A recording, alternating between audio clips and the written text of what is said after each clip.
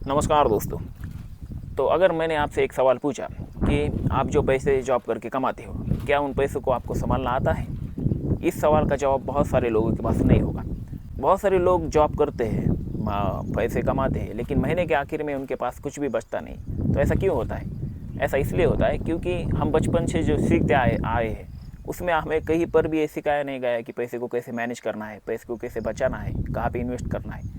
हम बाकी की चीज़ें बहुत सारी सीखे हैं, साइंस सीखे हैं, मैथ सीखे हैं और बहुत सारे सब्जेक्ट हमने सीखे हैं, लेकिन पैसे को कैसे मैनेज करना है अभी तक हमें सिखाया ही नहीं गया और हम भी सीखे नहीं है। पैसे से ही हमारी लाइफ चलती है और इसी के बारे में हमें नॉलेज नहीं है। तो ये बहुत ही बड़ा प्रॉब्लम है और हमें इस बात को सीखना चाहिए। तो इसीलिए मैं इस चैनल पर एक फाइनेंस से जुड़ी एक सीरीज़ लेकर के आ रहा हूँ और उसकी शुरुआत भी मैंने की है। और हम बहुत ही बेसिक से फाइनेंस सीखने वाले हैं और हमने एक वीडियो उसके ऊपर अपलोड भी किया है। अगर आपको फाइनेंस के रिलेटेड जो शब्द होते हैं, वर्ड होते हैं इंग्लिश के अंदर, उसके मीनिंग अगर आपको मालूम नहीं है तो उस वीडियो को देखने के बाद आपको बहुत सारे शब्दों के मीनिंग मालूम हो जाएंगे। तो चलिए दोस्तों, हम समझते हैं कि फाइनेंस क्या होता है। तो कई लोगों को लगता है कि फाइनेंस मतलब सिर्फ शेयर मार्केट, फाइनेंस मतलब बैंक, और कई लोग फाइनेंस को लोन से भी जोड़ के देखते हैं, लेकिन फाइनेंस का मतलब अलग ही है दोस्तों।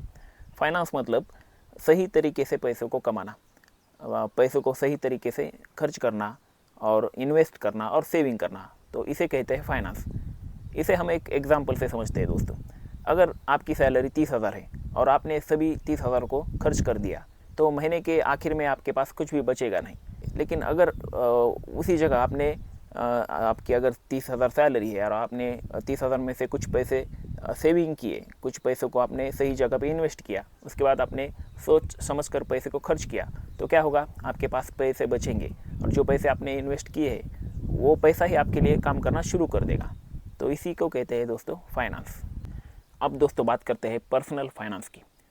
पर्सनल फाइनेंस मतलब आपकी अपनी फाइनेंशियल लाइफ।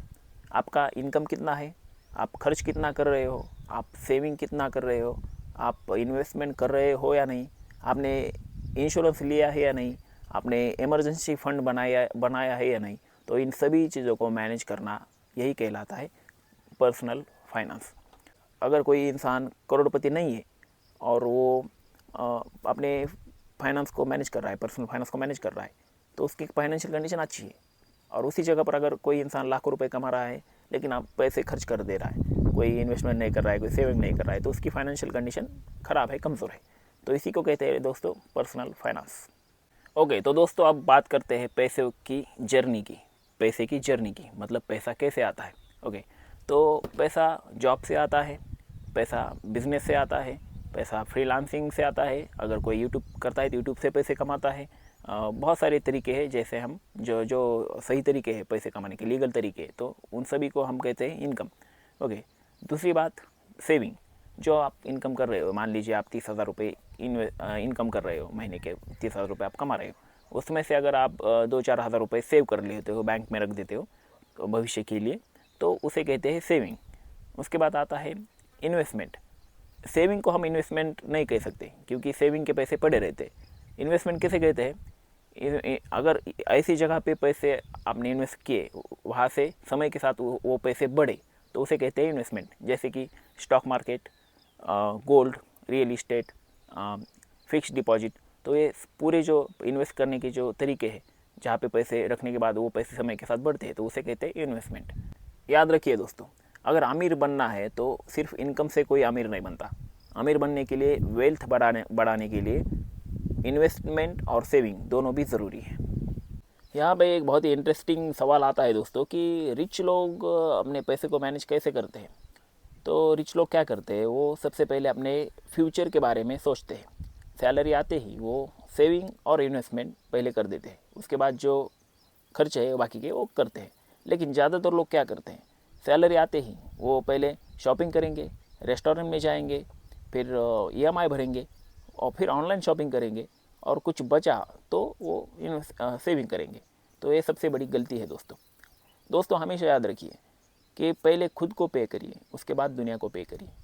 जैसे ही आपको सैलरी मिलती है तो पहले सेविंग और इन्वेस्टमेंट करिए, उसके बाद बाकी के खर्च करिए।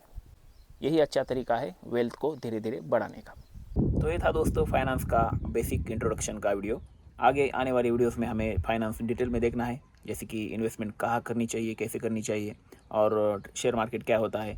तो बहुत सारे टॉपिक है फाइनेंस के अंदर जो बहुत ही इंपॉर्टेंट है हमें, और जो हमने सीखने ही चाहिए। तो मैं सिंपल लैंग्वेज में आपको एक्सप्लेन करता रहूँगा। और आप भी अगर सब्सक्राइब अभी तक आपने नहीं किया है तो सब्सक्राइब करके रखिए।